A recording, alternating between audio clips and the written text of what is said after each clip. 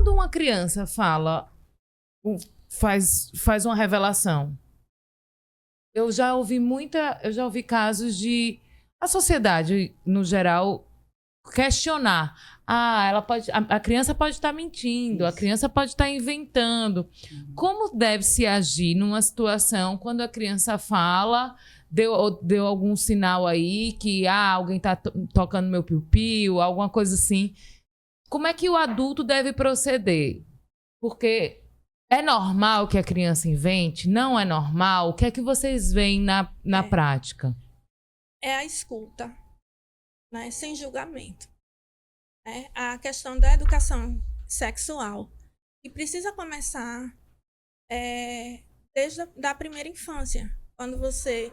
Com que idade é a primeira infância? De 0 a 6. Tá, vamos supor, eu tenho uma filha de 1 ano. Como é que eu vou explicar para ela o que ela não entende? A partir do momento em que você vai educando, falando, né, para a criança, de acordo com as possibilidades dela, até a própria questão de você ir ensinando, nomear, ela conhecer o corpo, né? Porque a partir do momento em que ela conhece o corpo, né, ela vai poder, se acontecer alguma situação, ela poder explicar de uma forma mais clarificada o que está acontecendo. Adriana, eu vou fazer provocações aqui mesmo para a gente catucar aqui, para aprender mesmo.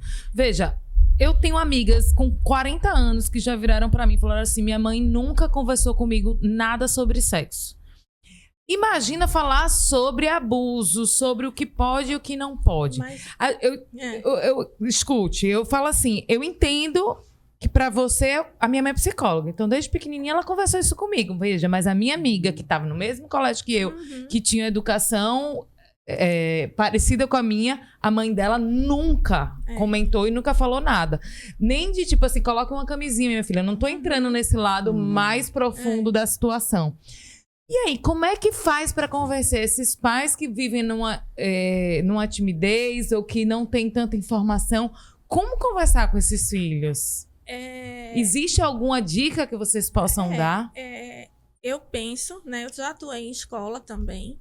E a escola tem um papel muito importante, né? Não só para a criança e o adolescente, mas para a família também, né? E assim, a gente vê que a mudança, né, na sociedade, as pessoas vão se construindo esse processo de mudança.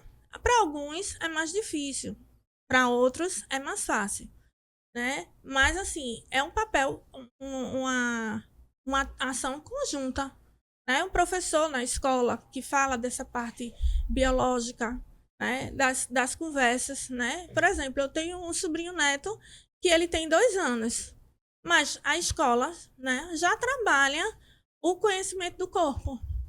Você acha que esse é um papel mais da escola do que dos pais? Não, conjunto. Eu vejo que é parceria. E vocês? O que é que vocês acham? Qual a opinião de vocês? Gente, fica à vontade, hein, para todo mundo conversar. Só vou puxar um link a partir desse ponto que você colocou, Luciane, que a Adriana trouxe. E pegando um pouco do gancho do que Valesca também tocou. Eu acho que uma palavra-chave para a gente hoje, na verdade um termo-chave, é trabalho em rede. Não é? E quando a gente fala de trabalho em rede, a gente está falando também de um trabalho que é executado por diversos atores, obviamente. Não é?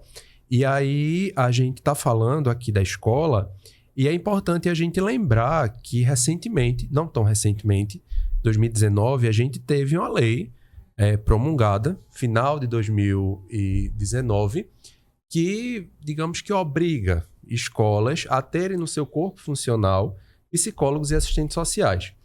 E dentre outros motivos, né, inclusive a nível de estudos teóricos sobre essa questão, é justamente para atuar nessa dimensão intersetorial e de rede, né?